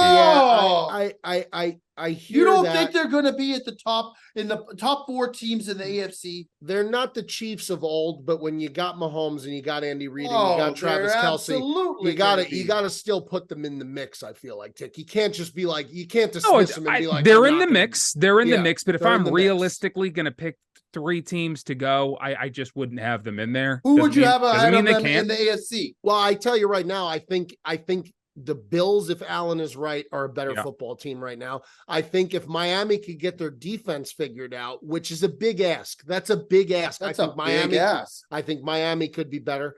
I think that the 49ers are a better football team. I really do. I think they're in the NFC, yeah, but the bottom line, I know that, but I'm just saying the teams that I can see winning the Super Bowl. Oh, yeah. I thought we were just talking about going. The bottom line is, though, there's only one team really right now in the AFC that I would say is significantly better right now as it stands than the Chiefs, and that's the Bills. I would say, I think the Dolphins are a lot better than them. But saying that the defense has to get better, I mean, right now you are what you are. I mean, I think the Chiefs, they're not as sexy as they were a couple of years ago. But when you got Patrick Mahomes, man, you always got of course, but they don't have the weapons they used to. He doesn't have many options to throw the ball. And you see when they eliminate Travis Kelce, I don't know if he was distracted or if they were just covering him well. But when he's not involved, that offense don't look no good. And even more so, the defense is a bit of a problem. I think they thought Chris Jones coming back was going to be a big help, and I'm sure that it is. It is. That secondary is a bit of a problem. The switching thing is got to be shows how hard it is to just be dominant every year in the NFL. Right. It's so hard. It's just so hard. That Patriots team, it just makes you realize how freaking good they were. Oh my! You'll never. That won't happen again for another 50 years. In our lifetimes, I don't think we'll ever see something like that.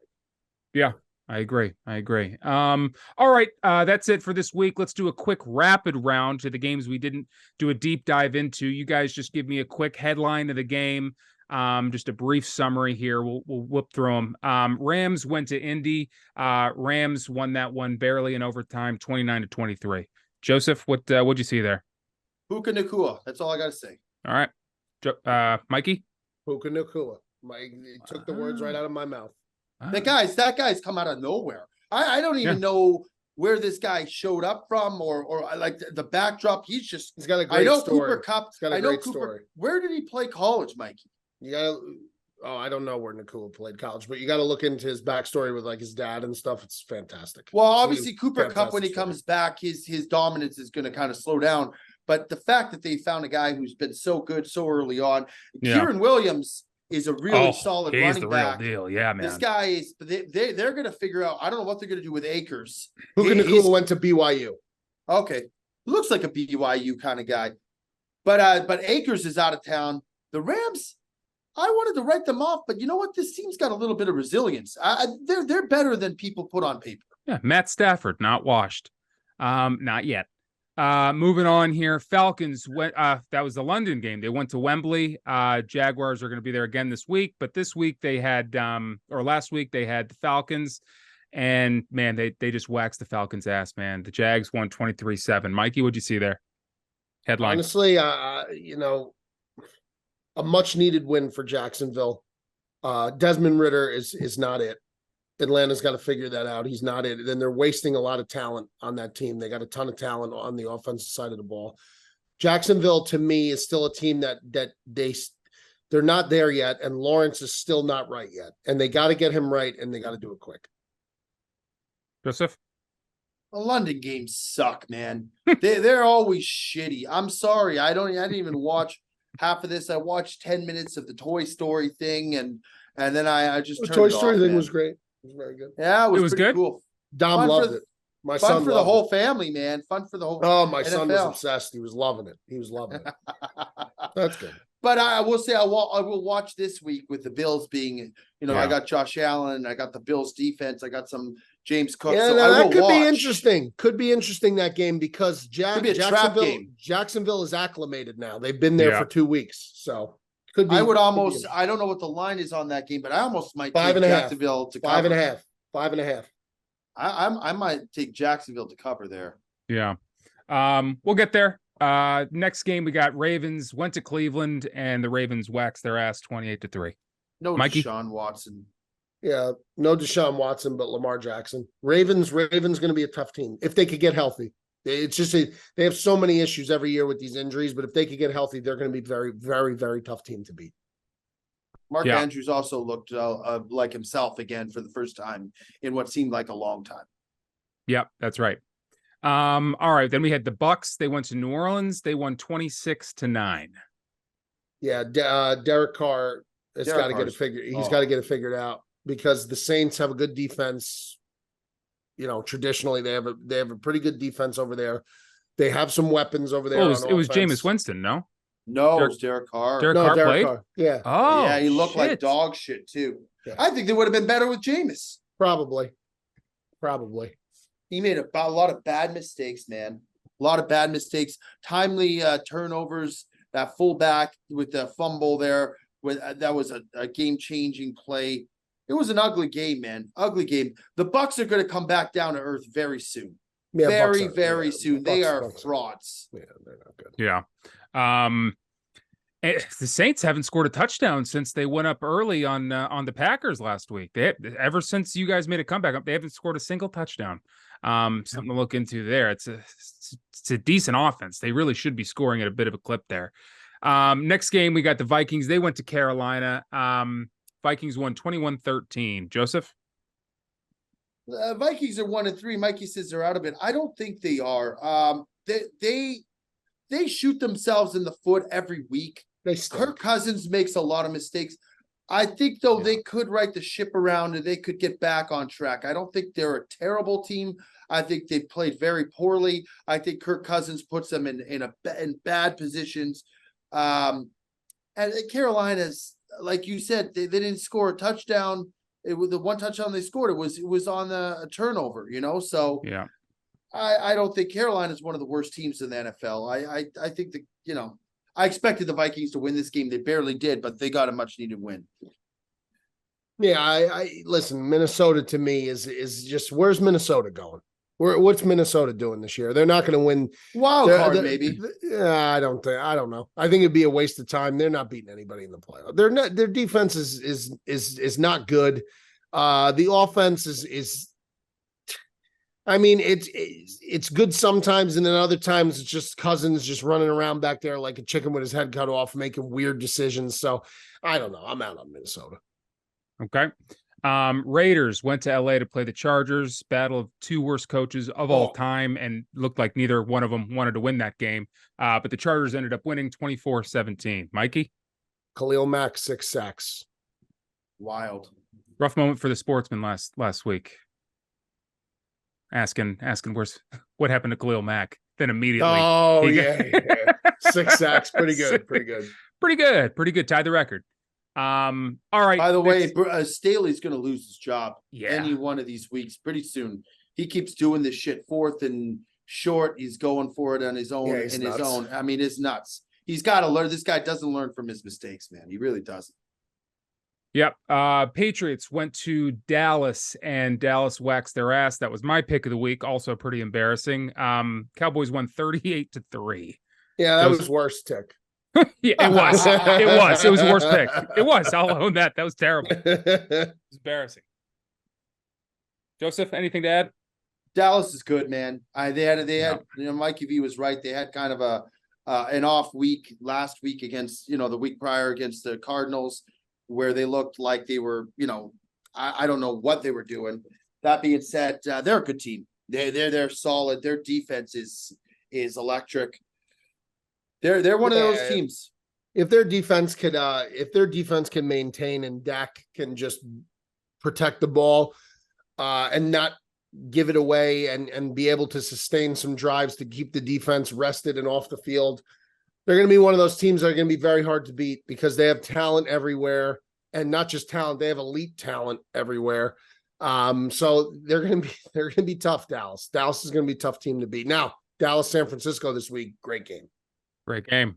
Talking San Francisco, Cardinals went to San Francisco and played better than I thought they would, but they lost nonetheless 35-16. Joey D, what'd you see there?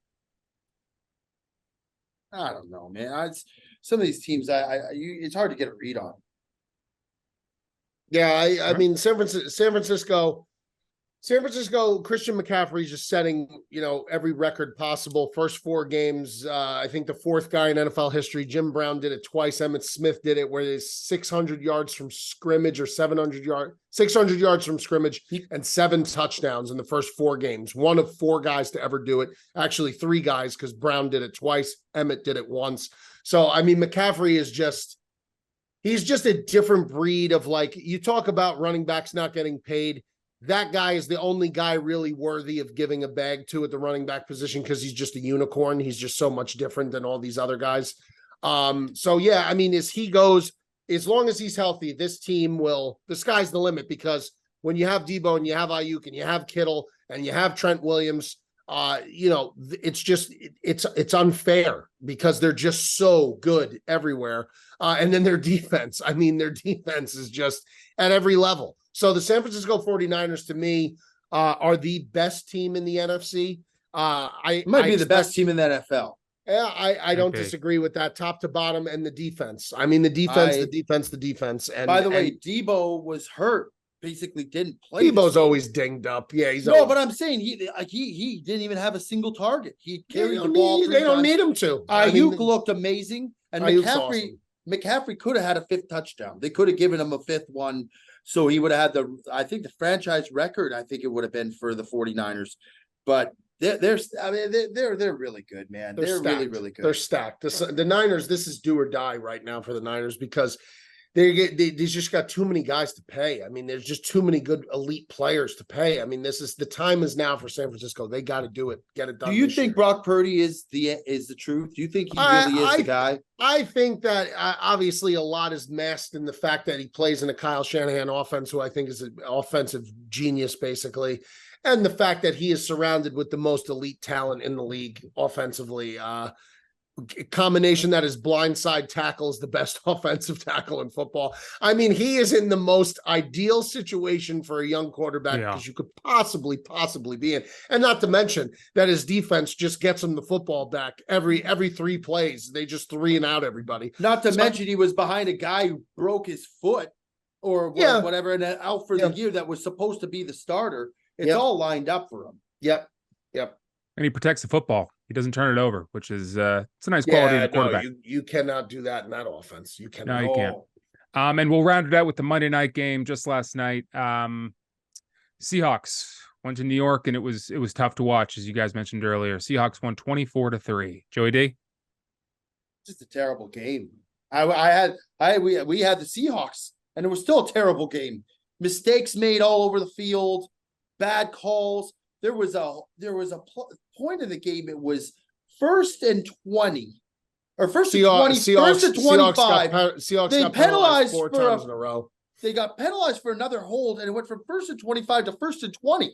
Yeah. I was like, what the hell is going on? So it was bizarre. The whole game was weird. It had a bad vibe to it. It was like that game was it was not entertaining at all. It's a wash of a game.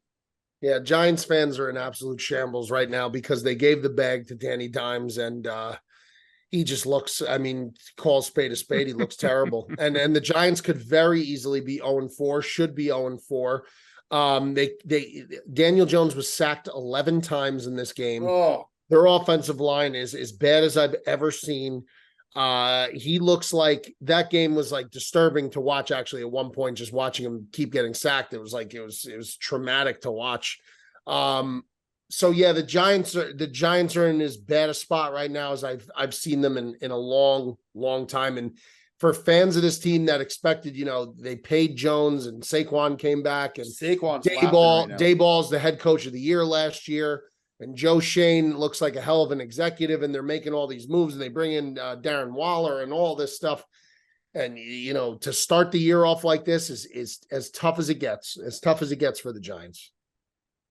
All right, moving on here to week 5 preview. Start with a Thursday night game. Mikey, we got the Bears going to DC. Washington is a 5.5-point favorite. Who you got there? Obviously I think the Commanders will win the game. 5.5 is a lot of points, but I think, gun to my head, it wouldn't be a game that I would bet the spread, but if I had to, I'd take Washington. The Bears, now the Commanders give up the most sacks in the league, but the issue is the Bears are the worst team in the league at sacking the opposing quarterback. So something has to give there. They're literally dead last in both respective categories. And on the flip side, the Bears give up a hell of a lot of sacks too, and the Commanders can get after the passer because of that defensive line that they have. I think that'll be the difference. I think Fields will be running around like a psycho on Thursday night. I think they'll short week. The home team, just give me the home team. Bears will lose that game. Jordy? I think the Bears are going to cover. I do agree with Mikey. I do think that the Commanders win this game. I think it's going to be an ugly game. I see the Commanders win by 3 points, maybe 4 points. 5.5 is a lot. I would take the Bears to cover here. They showed glimpses of being able to make some plays on offense, and Fields finally showed me that he's capable of making some good throws, and Kmet looked good. I think there's some positives to take in that atrocity of a loss. That being said, I like the Bears. I think the Bears cover here. I'm gonna take Washington minus 5.5. I thought Denver was the absolute worst team in the fucking league, and they managed to come back against your Bears, and Washington played the 4-0 Eagles and played them tough. So I can't imagine Washington not absolutely destroying this team, but been wrong before. Moving on. Eagles are heading to LA, and the Eagles are a 4.5-point favorite. Joey D, who you like there? I like the Eagles this week. I think the Eagles have a really good week this week. I think, the Rams coming off a big win. I think, this spread should be higher. I think, give me the Eagles. What is it? 4.5 tick? 4.5. Yeah. Yeah. Give me the Eagles 4.5. Okay. Mikey?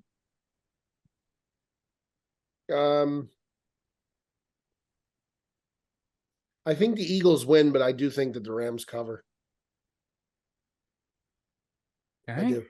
All right. I think the Eagles win, but I think the Rams cover. Okay. I do too. I'm going to take the Rams as well. I haven't seen any reason to believe that the Eagles can just squash a bad team. I think they're going to let a lot of these teams hang around, and I think the Rams cover this one. Moving on, Jags are playing the Bills. This is another London game, and the Bills are 5.5-point favorites. Mikey, who you got? I want to take the Jags with the points because they've been there for 2 weeks. They're acclimated. The Bills just came off that. I think that was a big emotionally charged game for them to beat the Dolphins. So give me the Jags with the points. I think, again, a situation where the Bills win the football game, but I think that the Jags cover the spread. Joey? I'm really torn on this. In one breath, I could see exactly what Mikey said happening. I could see the Jags playing tough, and it goes down to the wire. I do think the Bills win this game, but the other side of my head, I could just see this being an absolute rout. And the Bills look like the real deal. I'm going to go with the latter of the two. I'm going to take the Bills to cover the spread. I think it's a London game. It's going to be another wash. I have not seen an exciting game at Wembley, maybe ever. It's always, and every time you get up, we're on the Pacific time zone. You're like, okay, it's a 6:30 a.m. start. I'm going to watch it. It could be a good game. This week, I will actually probably watch because like I said, I have a bunch of Bills players in my fantasy lineups, but I don't expect it to be an exciting game. I agree with Joe. I feel like I've never seen an exciting game. London, people in England must think football sucks because they don't see any close games. They don't see any of them. I'm sure there's been one, but it sure as hell doesn't feel like they're they happen often. So, and I just think, just don't overthink it. I think the Bills, they crushed the Dolphins. I know they're going to London. I know the Jags have already been there a week. They get to acclimate, but I just think Buffalo just takes care of business there. It's a lot of points, but I'm going to take Buffalo -5.5. Texans are heading to Atlanta. Atlanta is a 2-point favorite. Oh my God. Are you serious? Yeah, it's in Atlanta. I think the Texans win this game. Okay. You taking the spread? You taking the I mean, I'll take the spread. I'll take the Texans +2. Is CJ Stroud? I mean, maybe it's a flash in the pan. The guy looks legit. Desmond Ridder looks like, I mean, this guy does not look like he should be an NFL quarterback. He can barely. Now, they beat my Packers, so who am I to talk? But that being said, I like, this might be my game of the week. Oh. I'm not going to say yet, but Texans +2. I'm very confident with this. All right, Mikey. Yeah, it's a fishy line for sure. I don't see how this line doesn't make any sense to me. That Atlanta's -2, and usually when that doesn't make sense, that means to take Atlanta. Yeah, You to take Atlanta. So that's what I'll do. I'll take Atlanta. I'll take Atlanta with the 2. Good reasoning. Yeah. But I think it'll be like a high scoring game. I do. I think it'll be like a pretty high scoring game. I could be dead wrong with that, but yeah, I'll take Atlanta because that's just weird. Doesn't make any sense. Atlanta -2. Yeah. All right. I'm going to take Houston as well. I agree with Mikey. I think that if it seems odd to usually go line, with the man. It is, but Houston's just playing too well. I mean, yeah, give me Houston. Panthers are heading to Detroit. Detroit is a 9.5-point favorite. Mikey, who you got there? Detroit to cover. I know it's a lot of points, but Detroit could be on the verge now, I feel like, of really starting to hit stride and clicking. I know they let Green Bay back into that game, but again, that's a divisional game. It's a road game. It's outside of a dome, outside of their comfort zone. Now they're back home in the cozy dome. They get this team that stinks coming in.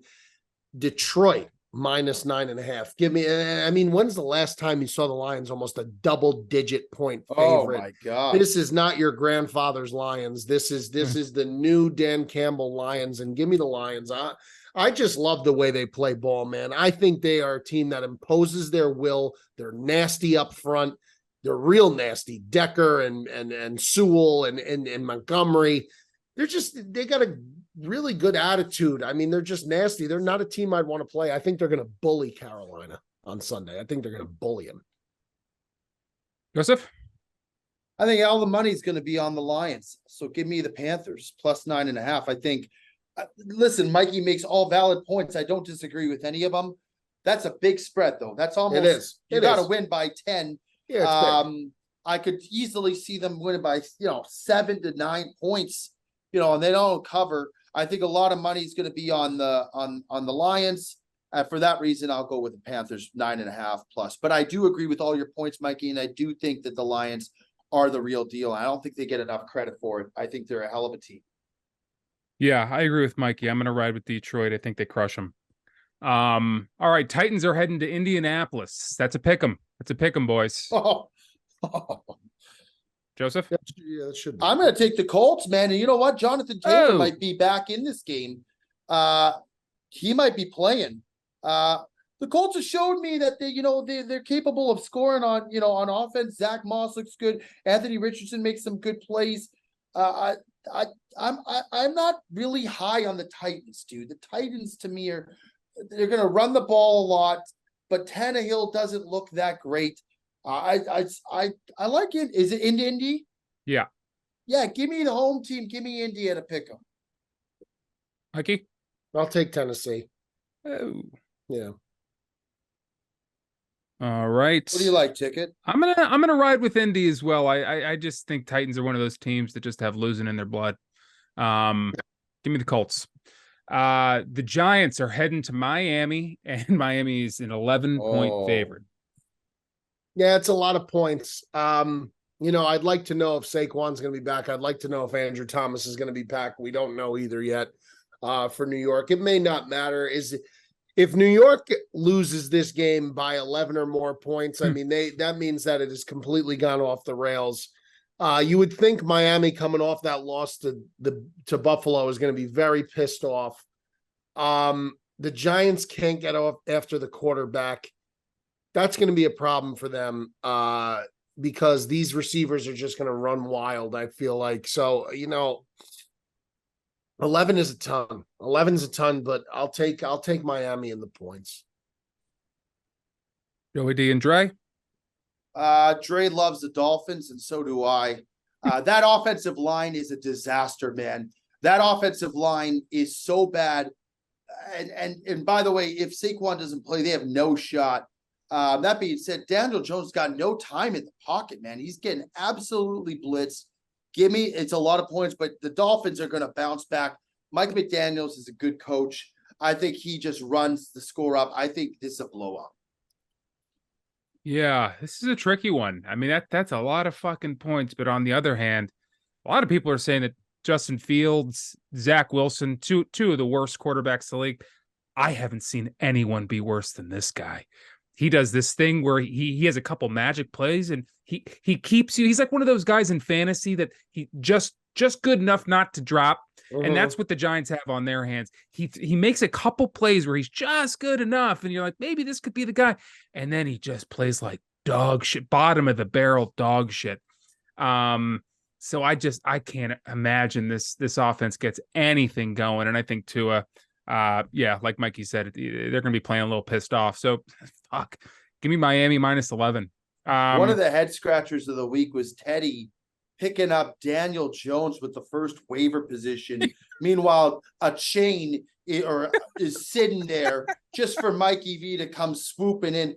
Teddy, what are you doing, dude? You just banged that yourself, was rough, man. That was a rough look. Mikey V was probably licking his chops. I got to be honest. I couldn't believe I got him. Where were you on that? Believe I got him. Where were you on the waiver wire that week? I guess I was 2, right? You were 2? Okay. I guess I had to be 2. I mean, listen, I did not expect to get him. I put in the claim, not expecting Daniel Jones. When I got him, I said, this is going to be my starting running back for the rest of the season. I go, this is my starting running and right on cue against the Bills. I mean, this guy ripped off 2 touchdowns against the Bills. What's he going to do against the Giants? What's he going to do against the Giants? Run for 500? Yeah, I think Mostert's getting a little edged out here. I think by the end of this year, you're going to see that. Well, a chain was a big-time sleeper. A lot of guys were saying that coming into the season, so I'm hoping that they're right, and I hope I could ride him and Pollard out for the rest of the way. If Joe Burrow could wake the fuck up, that would be nice. Or if Ticket wants to trade me Justin Jefferson in the Burrow deal, work something out there. There's no way you're doing Justin Jefferson for Burrow. No. I offered Burrow. I offered Burrow. I offered Brian Robinson Jr. Is that who? Brian Robinson Jr.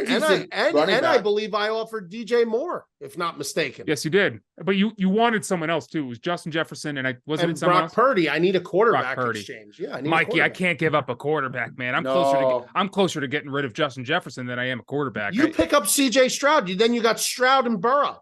You're set. Yeah. Stroud looks good. Let me take a look at where I'm at on that waiver wire, because I got to imagine there's a lot of people interested in CJ Stroud. I hope for Teddy's sake he's interested, because my God, who was your running back, by the way, Mikey? Who you replaced with a chain? Who did you have in there? I guess Robinson or Khalil Herbert or something like that. Okay, I tell you, second on the waiver wire. Okay, Teddy's got to be number 1. You know who's number 1? Bob. Oh, Bobby yeah, Bob. Fairways. I beat Bob by like 100 Who's his quarterbacks? Points. He's got Prescott and Tua. Yeah, so he probably won't want him. But who do I drop? Do I drop Deshaun Watson? Then you Sharks are going to go out there and get him. I would drop Deshaun Watson to pick up Dak Prescott. You just want Deshaun Watson, don't you? I don't need. No, I'm going to stick with Dak with Goff. Prescott's on Bob's team. He's not available. I'm saying if Bob picks up Stroud, he's going to drop. He's going to drop Dak. Oh, but he won't. Bob ain't picking up CJ Stroud. So, Tick, you might have CJ Stroud.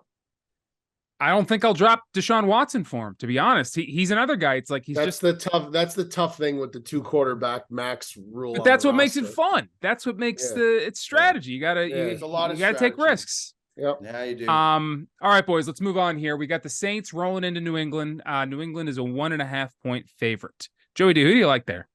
I love the Patriots. I think the Saints are just lost, man. They're in a lot of trouble, man. They're in a lot of trouble. And Derek Carr, he got banged up. I don't know, man. They I don't even know what to say. Like, their quarterback situation is dire. Olave is a hell of a receiver, but it's outside of that, they don't really have anybody who's like a go-to. Now Kamara's back, and that makes a big difference, but Patriots were just embarrassed. It was the worst loss ever in the Belichick history of coaching this team.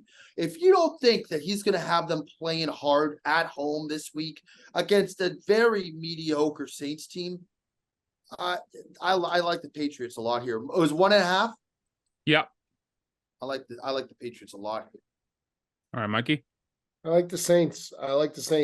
Christian Gonzalez out for New England. Matthew Judon, their best pass rusher, out for New England, torn biceps. Mac Jones got benched. A lot of crazy shit going on in New England right now.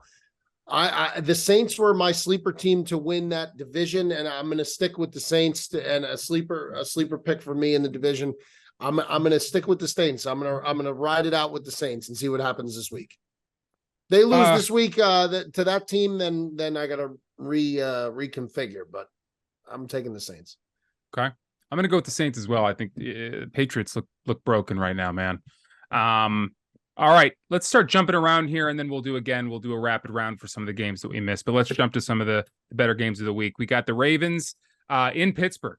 Baltimore's a 3.5-point favorite in Pittsburgh. Mikey, who do you like? Ravens with a bullet, because I don't know what's going on with Pickett. If he doesn't start and it's Trubisky, I mean, Jesus Christ, give me the Ravens coming off that win. I mean, listen, I know the game is in Pittsburgh, but that doesn't matter. This division, the black and blue division, I mean, they beat each other up no matter where they play. I like the Ravens preseason. They were a future pick for me to win the Super Bowl.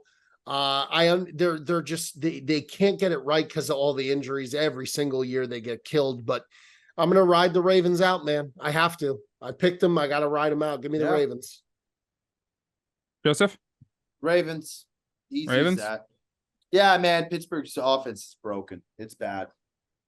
I agree with the boys here, and I agree with them so much. This is going to be my pick of the week here. Wow. I'm going to take Baltimore here. It's a team that I wasn't very high on, but I'm even the Steelers are. There's a lot of broken teams out there right now, man. There's a lot of good. There's not a lot of middle of the road teams. There's a lot of broken teams, and there's a lot of good teams. And I think Steelers are one of those broken teams, man. I don't know if it's Pickett. I don't know if it's Tomlin. I don't know what it is. Doesn't look like they even know what it is. But yeah, give me Baltimore as my game of the week, -3.5 there. All right, moving on here. We've got Chiefs heading into Minnesota. The Chiefs are a 5-point favorite. Joseph. God, man. I feel like every time I take the Chiefs to cover spreads, they let me down. Give me the Vikings +5. Oh, Mikey? Chiefs will cover the spread. Chiefs will. I want to bet the Chiefs so bad, Mikey, but they always. I hear you. I hear you. I definitely hear you. Chiefs got to cover this spread. They got it. This is under a touchdown. It's under a true touchdown. You don't even need the extra point. It's not even 6.5. It's not 6. It's 5. Give me the Chiefs to cover. Give me the Chiefs to cover. They got to cover. Okay. I'm not touching the Chiefs again this year. They banged me so. They always do. Out of spite, not picking them again. Not one time this year. Out of spite. So don't even listen to my picks on this. Minnesota +5. Cowboys. This could be the game of the week. Cowboys are heading to San Francisco. San Francisco at home is a 4-point favorite. Mikey, who do you like there? So I see it on DraftKings right now as 3.5. But if it's 4, it's 4. It really don't make a difference. Games in San Francisco. So I'll take San Francisco. Because I just being at home, give me San Francisco. I just think that I need to see Dak do it before against the top flight team like that before I could comfortably take Dallas. So give me San Francisco. Now, if Dallas comes out and they win the game outright, then I'll have a different tune the next time, but I'm going to take San Francisco for now. They're just hot. Joseph? I'm making a wild pick this week. This is my game of the week. Oh, and I think Cowboys not only cover the +4, I think they win this game. I think that the defense is going to be the first true defense that Brock Purdy has faced that is going to get in his grill, that's going to face him, that's going to beat him up, and that's going to make him make plays. I think that they're going to do enough that they can win this game. I know it's not a popular pick. I disagree. I don't think it's an unpopular pick. I think Micah Parsons. I think it's a coin flip. Is so good, man. Debo is banged up a little bit. I do think, again, I think a lot of people are going to be on the Niners, and I give them all the reason too, because they've looked very good. I just think Dallas, man, this is a scrappy football team, and I think that they're going to run Pollard a ton. I think they're going to make smart. I think Dak's going to manage the game enough, and I think the defense is going to cause some turnovers, and I think they can win this game. That's my pick of the week. Dan Quinn versus Shanahan is going to be fascinating. I think that Shanahan is going to be expecting Dallas to attack Brock Purdy. I think Shanahan is going to expect Dan Quinn to dial up anything and everything in the kitchen sink and get it thrown at Brock Purdy. I think you're going to see a lot of screens. I think you're going to see a lot of misdirection. I think you're going to see a lot of draws.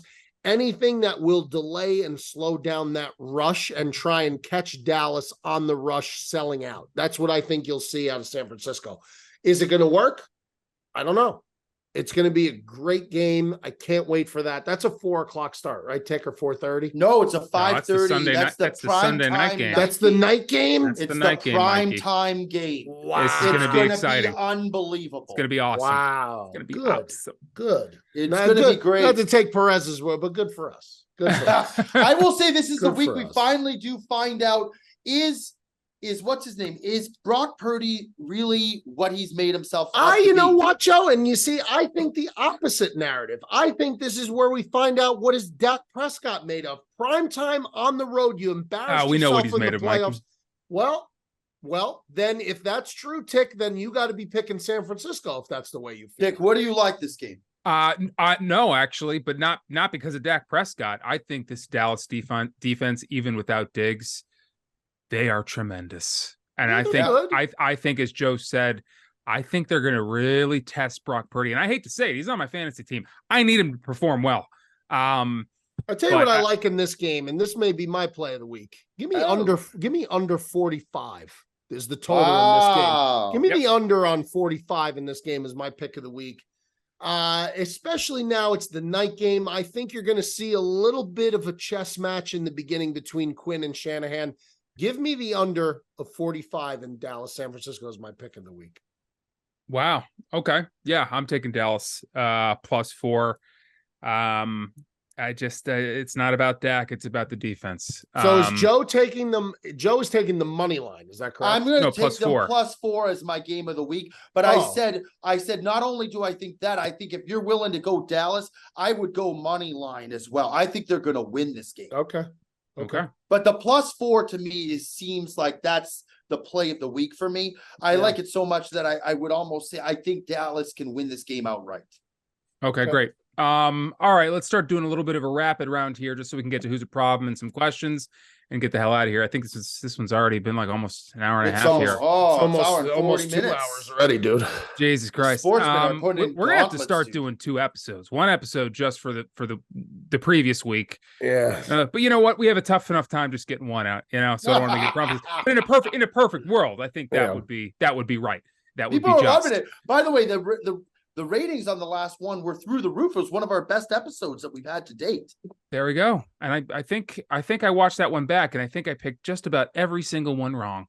Just about every single one wrong. So take my picks with a grain of salt here. All right, let's just do a little bit of a rapid round here. Monday night, we got the Packers heading to Las Vegas rather. Green Bay I'll be is there. a 2-point favorite. Joey D will be there. Who do you like in that game, Joe? I like the Packers. I like the Packers bounce back and cover. And I'll be screaming my lungs out cheering for them. I really will. Okay. Mikey? Yeah, Green Bay. Raiders are bad. All right. Let's head over to Denver. Jets are heading into Denver, and Denver's a 2-point. What a bad game. It's going to be a tough watch. Denver's Jets. a 2-point favorite. Jets. Yeah, Jets. Let's see, what other game did I miss here? Bengals are heading to Glendale. They're playing the Cardinals, and Bengals are a 3-point favorite. Bengals, and if this is not the week, it ain't never gonna happen. Bengals. What's the spread, Tick? 3. Yeah, you got to go Bengals.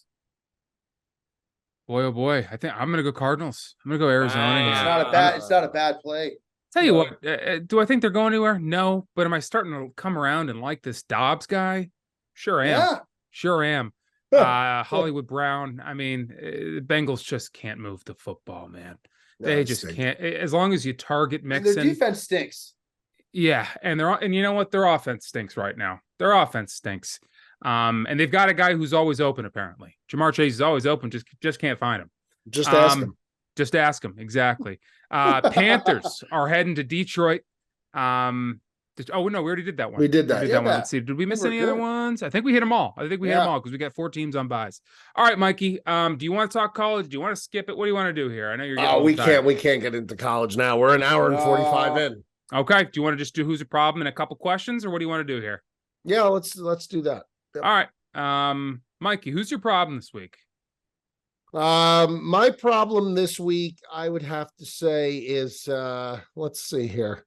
Joe, do you have one ready to rock already? I have one ready to go. Go ahead, Joe. My problem is Zach Johnson, possibly the worst captain I've ever witnessed in a Ryder Cup. This guy was idiotic early and often, making excuses for the players, saying they were battling flu-like symptoms, saying he liked what he saw out of these guys when they got their asses waxed that first night, saying he liked the commitment out of the team, putting out absolutely garbage matchups when leaving guys like Brooks Koepka, leaving guys like Spieth and Justin Thomas on to sit and not to play the first night. This guy made almost every wrong mistake throughout the entirety of this tournament, and I just think he was awful. Obviously, now a lot of the onus has to go on the players themselves, but he was terrible. I said before the tournament that Europe was going to win this easily, that he made the wrong decisions. He picked the wrong guys to go down.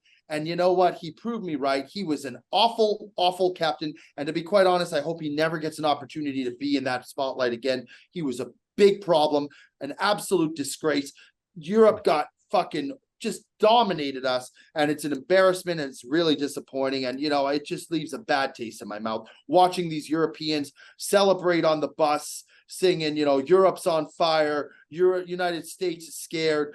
It's awful. I can't wait till the next one. It's going to be in New York. It's going to be at Bethpage.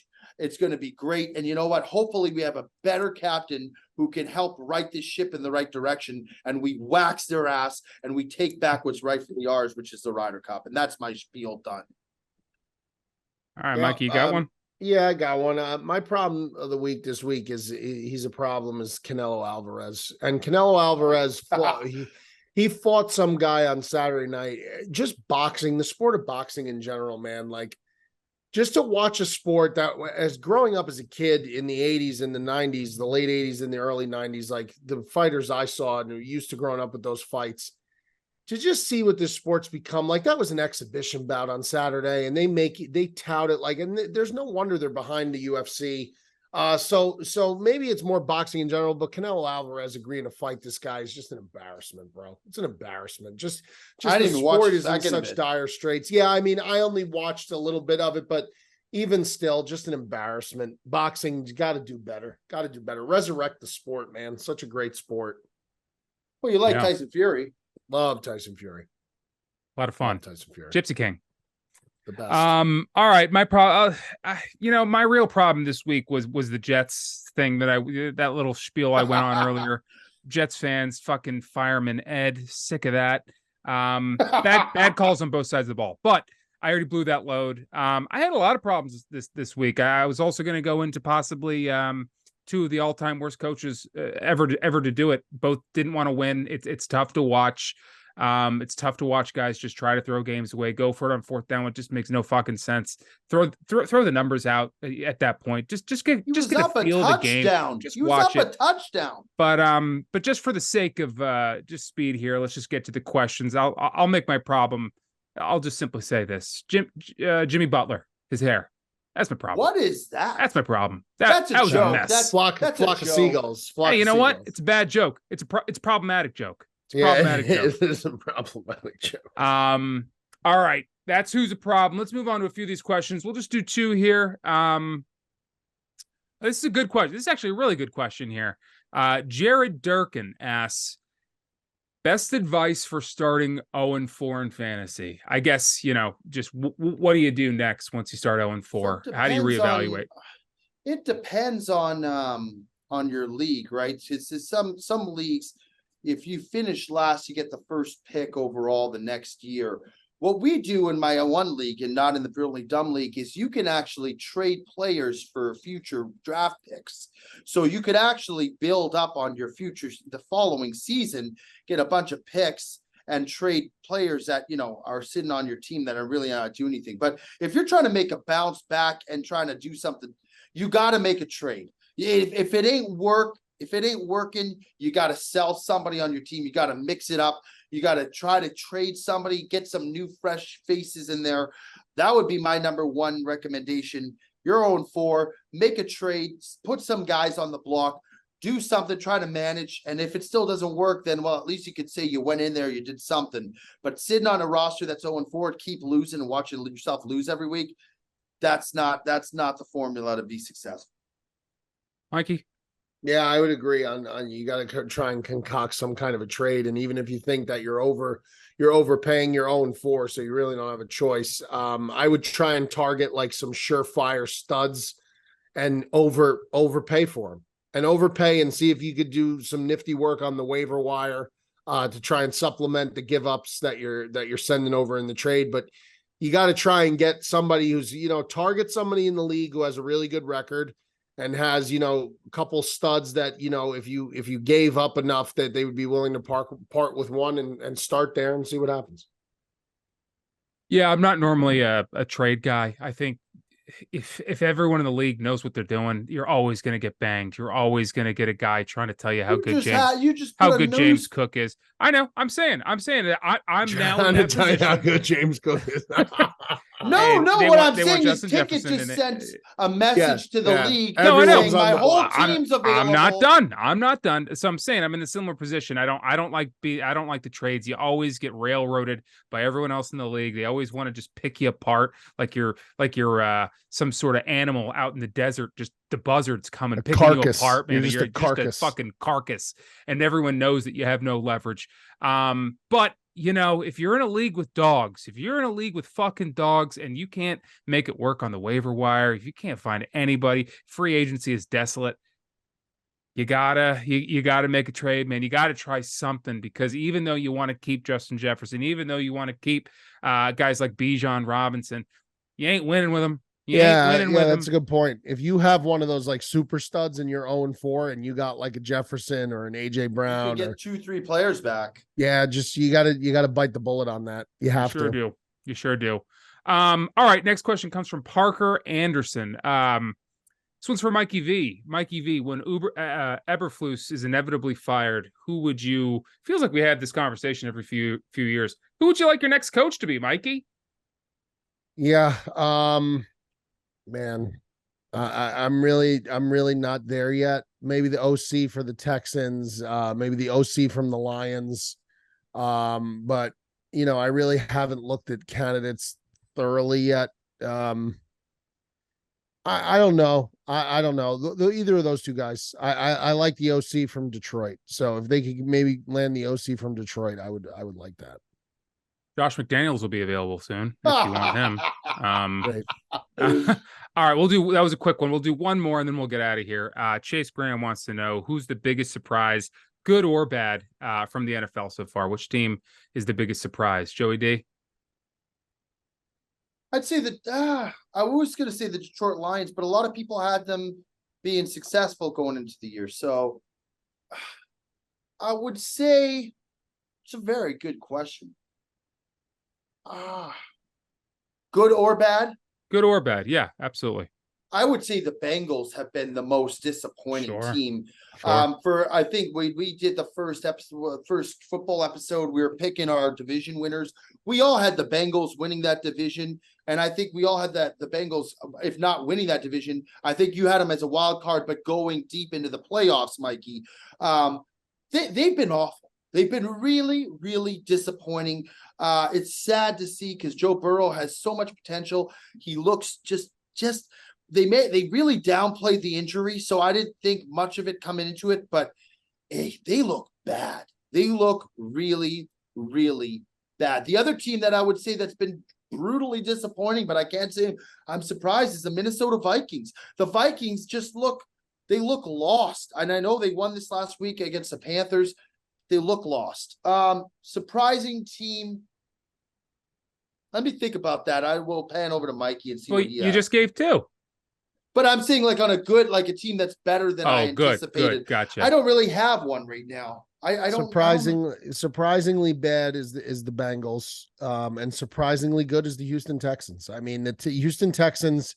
This was a team that people were saying weren't going to win a game this year, possibly. And again, all the credit in the world to D'Amico Ryans and CJ Stroud, because they're winning games, they're scoring points. He's playing very well with a roster that's not there yet. And they gave up a lot of capital to Arizona. So we'll see how it goes. But yeah, Texans positive end, Bengals on the bad end. I'd say the Buccaneers too have been pretty surprising. I know they haven't beaten any like amazing teams, but Baker Mayfield's holding his own. They're winning. They've won 3 football games. I think they're kind of fraudulent. I think they'll come back down to earth, but they've been a surprise to me. I'd say that. Yeah, I'll say I got 2. I got a good and a bad. I'll say and this is just my opinion, not the popular opinion that was out there. I didn't think Dallas would be that good. I think they look very, very good. I think they both on the defense and offensive side of the ball. I think Dak usually plays pretty good in the beginning of the season. It's the middle of the season he struggles with. So we'll see. But up to this point, I mean, Dallas they look good. They could win the division. The Eagles would have to be fighting for a wild card. And on the bad side, again, just my opinion, I thought the Bears would be better. I really did. I told you how high on the Bears I was. They've got a lot of good pieces, man. I don't know why it's not translating into wins. That makes me point to obviously the quarterback, but obviously the coaching staff too. Man, did I think they were going to be battling the Lions in that division? No, but did I think they'd be 2-2? I did. I really did. Surprisingly bad. Surprisingly bad. Yeah, fuck them. That's a good way to end, boys. Fuck the Bears.